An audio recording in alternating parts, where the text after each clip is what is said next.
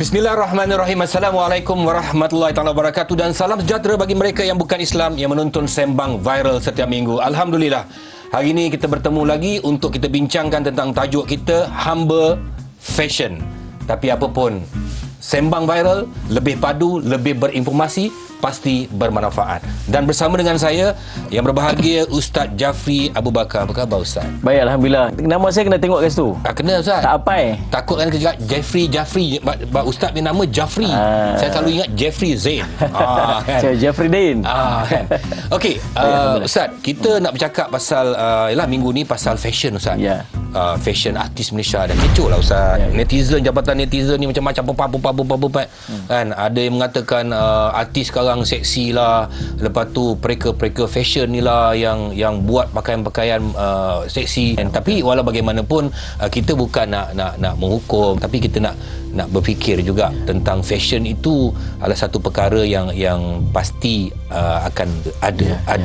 Tapi dalam fashion yang bagaimana yang sebenarnya yang patut ada dalam Islam itu Ustaz? Yang pertama-tamanya, ada tak Islam membenarkan kita untuk berfashion? Kan? Tak ada masalah sebenarnya. Bahkan Nabi SAW sendiri pun memakai pakaian-pakaian yang dihadiahkan kepada Nabi SAW dengan berbagai bentuk, berbagai jenis pakaian. Perempuan juga ada pakaian-pakaian. Dalam riwayat menyebutkan seorang sahabiah Nabi SAW, perempuan memakai tudung berwarna hijau. Jadi bukan maksud kata kena black, kena hitam, semua orang Islam ni pakainya mesti selekeh. Tak, dia boleh mengikut kepada fashion, bahkan dia boleh mengikut kepada pakaian-pakaian setempat. Cuma ada dia punya panduan dalam Islam berdasarkan kepada apa yang Allah sebut dalam Quran dan hadis-hadis Nabi SAW berkaitan dengan fashion. Yang pertamanya, pakaian itu mesti menutup aurat. Yang ni tak payah bincang lah. Ini memang kita kena faham. Orang Islam memang kena pakai pakaian menutup aurat. Rujuk surah Allahumma salli ala An-Nur ayat 31 yang cerita macam mana cara nak tutup aurat dengan sempurna. Jadi pada sahabat Nabi SAW jumpa Nabi SAW, dia kata antaranya ialah Sayyidina Asma radhiyallahu anha. Bila Nabi SAW kata tutup, pastikan ada dua tempat yang boleh buka kat sini yang dengan perempuan ni lah ya. Orang lelaki okeylah. Dekat lengan yang boleh nampak ialah tangan dan muka. Itu bahagian. Yang lain kena tutup dengan sempurna. Yang keduanya, landasan ataupun panduan berpakaian dalam Islam ialah sallallahu alaihi wasallam, dia mestilah tidak terlalu nipis. Pakaian tak sampai menampakkan bentuk tubuh. Dia konsep dia macam ni lah bang. Bila kita nak semayang, nak tahu pakaian kita tu ikut spek ataupun tidak, ialah layak ataupun tidak dia pakai untuk semayang. Yang ketiganya ialah pakaian tersebut tidak terlalu ketat sehingga menampakkan bentuk tubuh. Tadi menampakkan kulit. Jadi Sayyidina Asma radhiyallahu anha masuk ke Nabi SAW. Nabi kata bila seorang perempuan yang sudah baligh, maka pakailah pakaian yang Allahumma salli ala Muhammad, jangan menampakkan kulit dia. Zaman-zaman Nabi-Nabi dulu kan, fashion ni dah bermula ke Ustaz? Revolusi fashion ni Dah ada. Sebab tu saya sebut awal tadi. Bahkan Nabi SAW pun memakai pakaian-pakaian yang beraneka cara, berbagai bentuk. Ada yang Nabi SAW dapat daripada Yaman. Bentuk pakaian mengikut kepada fashion orang Yaman. Nabi SAW dapat daripada Syam. Ada satu perbincangan di Institut Kefahaman Islam tentang pakaian fashion, tentang pemakaian fashion. Kenapa Nabi SAW melarang orang perempuan ikat sanggul tinggi-tinggi dekat atas? Dia boleh pakailah macam-macam bentuk sekalipun. Dia nak ikat tudung dia nak belit-belit sampai tercekik ke, nak letak apa-apa semua sampai 3 kilo ke. Sebab dia akan membuatkan orang lelaki membayangkan apa yang ada dalam pakaian dia. Abang faham tak? Nampak rambut kan? Di Mesir rambut panjang, di Mesir rambut sampai kat sini lah. Kalau lagi besar mungkin sampai kat kaki lah. Okey Ustaz, kalau pakaian perempuan tu macam tu, kalau dia menimbulkan nafsu bagi lelaki, berdosa tak dia? Nanti juga saya. Tak sempat dah jawab saya. Jangan jawab ya. Tapi mungkin persoalan ni kita boleh bincang dengan seorang lagi tetamu kita yang akan ada bersama dengan kita. Kita tengok video ni.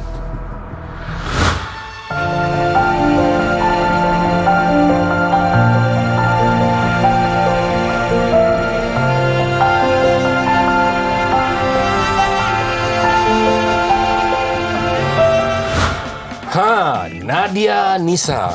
khabar Nadia Nisa? Wah. Alhamdulillah. Banyak orang kata Nadia Nisa ni macam Latifah Omar. Wanita lalat ni. First time orang cakap. Thank you datang kat sini. Okey, Nadia, nak tanya dengan Nadia ni kan. Okey, pasal seorang artis, seorang artis penampilan dengan fashion ni penting ke tak penting? Sangat penting kerana itu penampilan nombor satu yang masyarakat tengok pada kita. Kerana kita juga ada sisi kita yang kita tak kongsi dengan masyarakat. Jadi melalui penampilan kita tu orang kenal peribadi kita. Oh, kalau kita pakai jenis yang macam soft colour, oh dia ni mesti jenis yang macam lembut. Kalau dia jenis yang vibrant colours, oh dia jenis yang mungkin yang fun, yang mungkin adventurous. So from penampilan boleh untuk sebagai artis kita memperkenalkan diri kita kepada masyarakat. Takut tak mula-mula pakai yalah berhijab, takut tak ada job ke apa? Itu tak menjadi nombor satu saya masa tu ketika saya membuat keputusan untuk berhijab. Tapi ketika saya berhijab itu saya tidak memikirkan soal job atau tidak tu. Itu datang selepas itu baru saya baru terfikir bila orang tanya. Tapi ketika pertama kali saya bertudung dan bila saya masuk set lakonan, alhamdulillah semuanya tidak mempersoalkan macam Kak untuk scene rumah boleh tak macam Akak pakai selendang je ke yang boleh nampak tudung ke? Tak ada.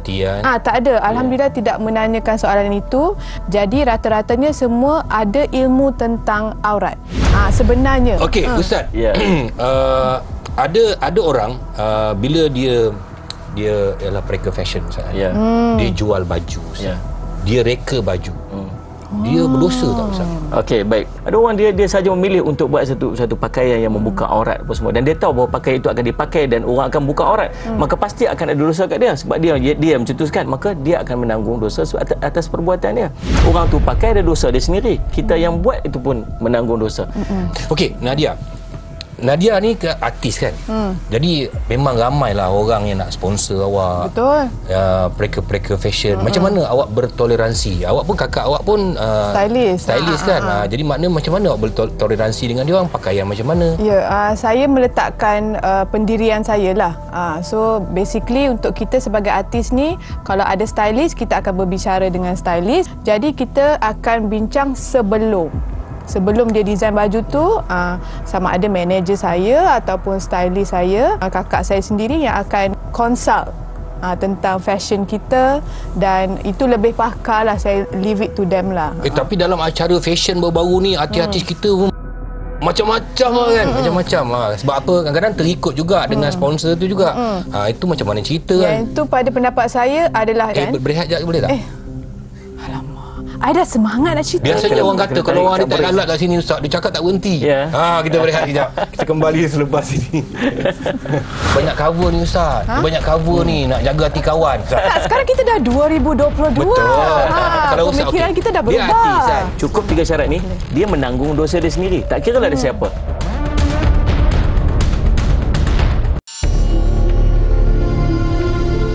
Saya memang sangat tidak setuju lah dengan apa yang telah dilakukan oleh pihak-pihak yang menjadikan fashion ini sebagai perkara pertama yang nak diangkat. Fashion tu universal, tapi kalau kita nak cakap seseorang tu humble fashion, kita tak boleh nak spesifikkan yang macam bagi dia gelaran humble fashion sebab dia berani untuk bergaya. Benda tu sebenarnya adalah kita katakan sebagai self-expression lah, and also it comes with a price, di mana we have to know the borderline between adakah kita memperagakan fashion atau kita diperagakan fashion tu itself. Ada orang yang cuba untuk jadi minimalis dan ada orang yang suka something yang menarik perhatian. Kita kena hormat lah apa ni preference dia, apa yang dia nak buat, apa yang dia nak jadi. Macam mana pun kita nak bawa kepada arus moden, kita kena kenal asal usul kita. Kita boleh modernkan pakaian kebangsaan tetapi dengan terma-terma yang bersesuaian dengan ekosistem budaya kita. Mungkin seseorang itu bila berfashion ada alasan sendiri, but again we have to take care juga dari segi isu sensitivity, dari segi isu image. Fashion boleh, tapi janganlah sampai try hard kot. Okey, itu pendapat daripada kawan-kawan artis tentang topik kita pada hari ini kan. Jadi kalau macam mana pandangan Nisa? Okey, pandangan Nisa kepada artis-artis yang masih lagi berpakaian seksi ni macam mana pendapat? Saya melihat nombor satu adalah kalau dia sudah berkeluarga, itu adalah tanggungjawab keluarga dia. Kalau dia sudah bernikah, sudah berkahwin, itu adalah tanggungjawab suami dia. Jadi siapalah saya ini yang ingin memberi komen atau apa. Jauh sekali kalau dia tu bukan di kalangan kawan-kawan saya. Saya sendiri pun masih ada cabaran kalaupun kawan-kawan sekeliling yang sebegitu, yang mungkin saya nak nasihatkan sikit, saya pun ada masalah tu lagi. Banyak cover ni Ustaz. Dia banyak cover ni nak jaga hati kawan. Kalau Ustaz punya pandangan sebagai seorang Ustaz macam mana Ustaz? Tak, sekarang kita dah 2022. Betul. Kalau Ustaz pemikiran kita dah berubah. Dia hati Ustaz di mana Ustaz? Dia macam yang saya sebut, Nisa sebut tadi ni, sebenarnya setiap orang pun kena main peranan untuk menasihati yang dah berkahwin.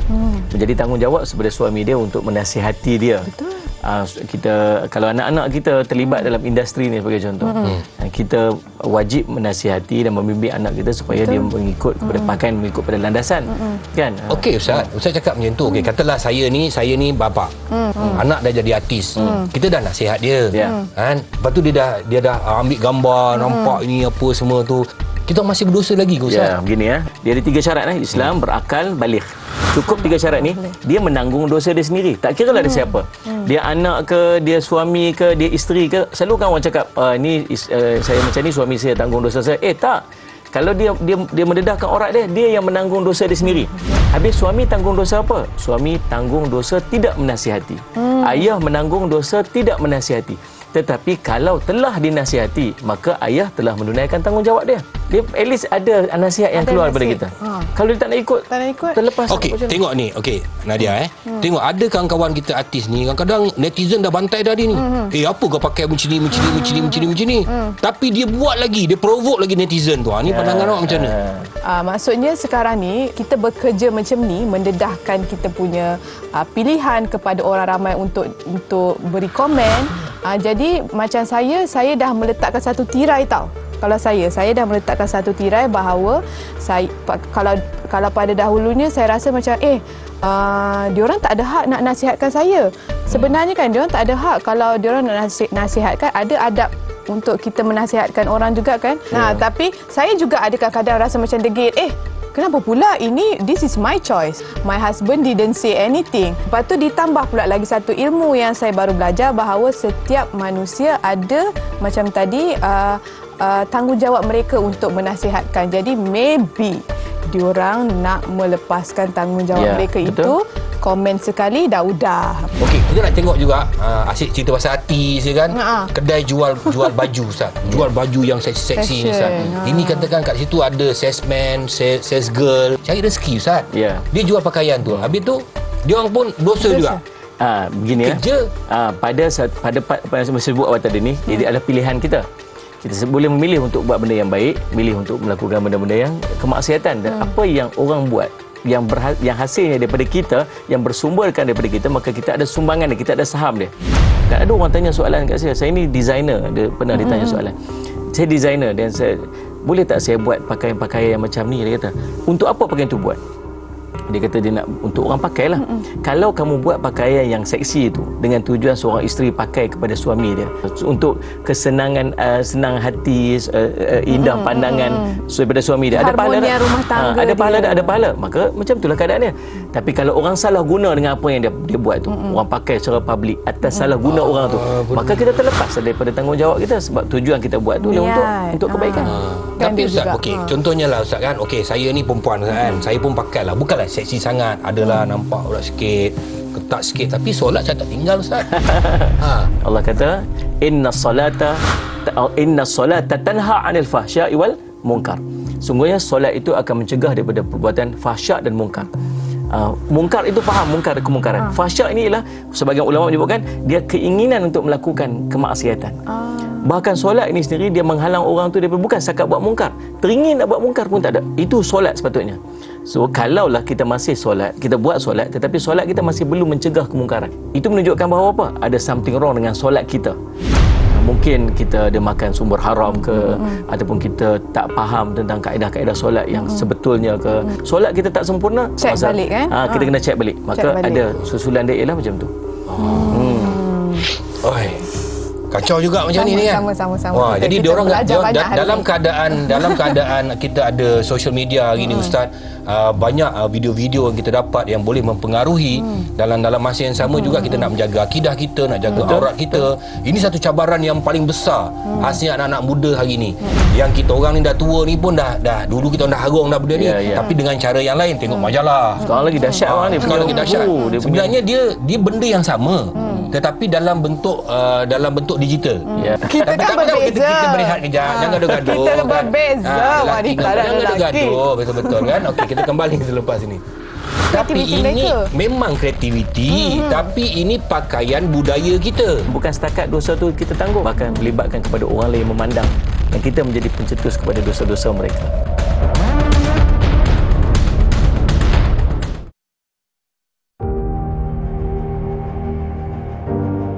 Perhijrahan kecil Riko ini bermula waktu Riko sedang menunaikan ibadah haji bersama dengan orang-orang yang berilmu. Dari situ Riko mengambil peluang untuk bertanya macam-macam soalan. Adakah saya dikira bersubahat atau saya dikira berdosa bila Riko membuat baju-baju yang seksi? Adakah rezeki yang saya terima tu adalah berkat atau tak? Jawapan yes, saya dikira berdosa. Riko terus message Riko punya manager. Riko nak merombak sedikit polisi. Riko tak terima lagi tempahan-tempahan yang customer yang nak buat baju seksi. Dan right after that, satu demi satu customer decided untuk tak teruskan buat baju dengan Riko. Tapi Riko rasakan itu adalah satu kemanisan dalam penghijrahan Riko. Dan lepas Riko balik daripada haji dan Riko buat posting di social media dan sebagainya, ramai yang mendoakan, kawan-kawan dalam industri fashion mendoakan juga. Dan ada juga mereka fashion yang lain yang macam, rupanya tak boleh buat baju seksi. Rupanya kita kira berdosa ilmu yang Ustazah atau Ustaz sampaikan kepada Riko.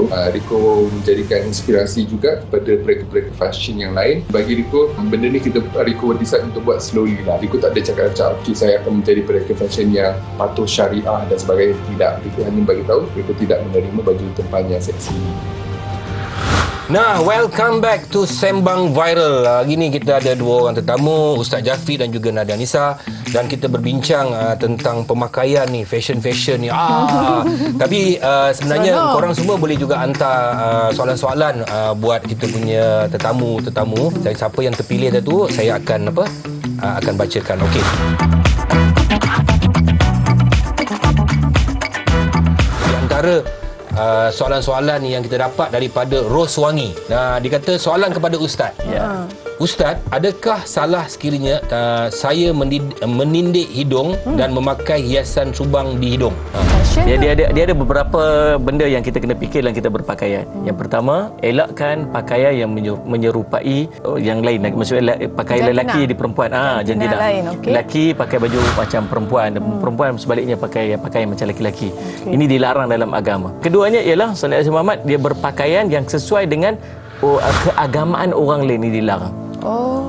Kalaulah pakaian tersebut ada lambang agama ataupun memang pakaian keagamaan orang, maka pakaian itu dilarang, kita tak boleh pakai. Dia boleh menyebabkan rosaknya akidah kita.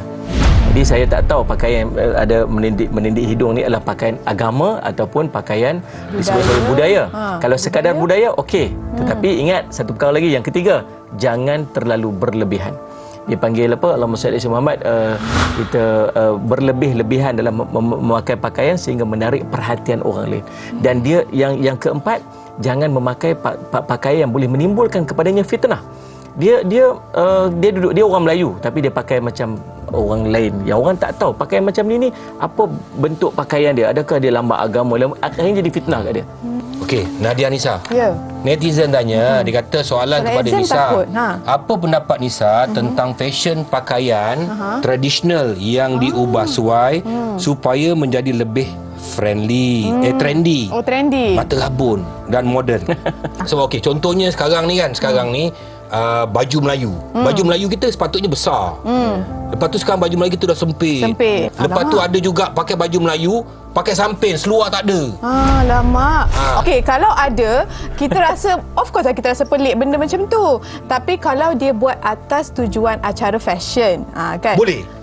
saya rasa itu kreativiti masing-masing. Tapi kalau of course lah apabila sebab ada penonton yang jati diri dia kuat, dia tak suka tengok pakaian tradisional kita diubah sampai macam tu sekali, sampai tak ada seluar kan, contohnya kan. Itu dia kena menerima lah kritikan tu. Okey, harap-harap yang bertanya tadi Roswangi dan juga Mat Kilau Junior. Yang tanya kau tadi. Dia marah betul lah pasal tu baju tradisi yang diubah-ubah. Jadi terima kasih, kita dah jawab. Harap-harap semuanya puas hati. Dan okey, kalau korang semua ada soalan-soalan nakkan saya baca, korang kena hantar dekat IG TV9 Malaysia, okey? Tapi ada kawan-kawan artis kita tu, Nadia kan, dia suka pakai fashion yang pelik-pelik. Okey. Dia suka pakai fashion pelik-pelik dan bila dia tampil image dia lah. Image dia tampil dia mesti akan dapat banyak review daripada orang netizen ke reporter semua. Yang tu tak apa ke, macam mana pandangan? Saya memandang dari sudut apa nama dia panggil tu, persembahan. Contohnya kalau dia seorang penyanyi, dia kena buat satu persembahan dalam ruang yang besar. Jadi dia perlukan satu fashion yang lebih extravaganza macam tu.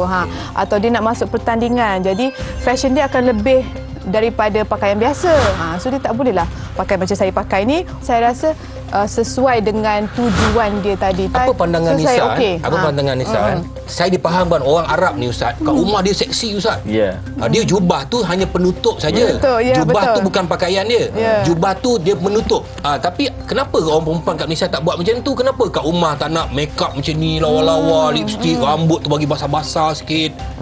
Dekat luar kita menayang-nayang, tapi depan suami tak nak nayang. Orang yang paling layak untuk memandang kita dengan keindahan tubuh badan kita ialah si suami. Demikian juga isteri. Jadi sepatutnya si isteri dia berhias untuk suami dia dan suami berhias untuk isteri dia. Ini sunnah. Okey Ustaz. Saya harap dia jelas lah. Dia jelas. Bukan apa. Kita bukan nak salahkan siapa-siapa. Okey Ustaz, sebelum kita beredar ni Ustaz kan, tiga poin Ustaz. Kenapa kita harus menjaga penampilan kita dari segi berfashion dan sebagainya? Nombor satu, dia mencerminkan kita sendiri itu siapa. So orang akan menilai kita dengan pakaian kita. Orang akan menyangka kita sesuatu padahal kita tak macam tu. So dia bergantung kepada apa yang kita pakai. Yang keduanya, kita kena ingat bahawa Allahumma salli alaihi wasallam, kita ni adalah da'i. Kita ni adalah orang yang bawa image Islam. Yang kita kena kita kena tunjuk kebaikan-kebaikan dalam pakaian kita sebab kita bawa produk kita nama Islam. Yang ketiga ialah ingat bahawa ada dosa dan pahalanya. Pakaian kita pakai ada catatan dia, dan bukan setakat dosa tu kita tanggung, bahkan melibatkan kepada orang lain memandang dan kita menjadi pencetus kepada dosa-dosa mereka. Nadia Nisa, 3 poin. Kalau untuk saya mesti kenal pakaian apa yang kita pakai. Kenal semua segi, materialnya apa, desainnya siapa, tujuannya apa, itu kenal pakaian. Know what you wearing. Number 2 is find your comfort. Kalau awak rasa selesa pakai baju tu dan dia merasakan keyakinan diri awak, teruskan memakai. Number 3, yakin, confident. Confident juga adalah datang dari ilmu. Confident juga datang daripada ilmu tadi. And then nombor 4, just go. Baru jalan dengan yakin. Macam itulah. Packaging bagi manusia tu amat penting. Kerana packaging ini dia adalah salah satu perkara yang dapat menghindarkan banyak perkara. Yang mana satu kita pilih untuk menjadi packaging untuk kita tampil di mata masyarakat. Kalau dalam keluarga kita juga ada adab-adab dia, kecuali kita atau suami isteri itulah bolehlah kita tampil dengan apa yang kita nak. Tapi kalau ada orang lain, anak-anak, bahkan anak-anak sekalipun, kita kena tampil dengan cara yang sopan. Dan dalam Al-Quran dan Nabi juga sudah mengajar kita bagaimana adab-adab kita sebagai orang Islam untuk tampil. Bukan untuk mencari kesalahan, tetapi membuka minda kita untuk berfikir mana yang baik, mana yang tidak baik, dan mana yang menentukan kita ke jalan Allah Subhanahu Wa Taala. Terima kasih kerana menonton Sembang Viral setiap minggu. Assalamualaikum warahmatullahi wabarakatuh, dan salam sejahtera bagi mereka yang bukan Islam yang menonton Sembang Viral. Bye.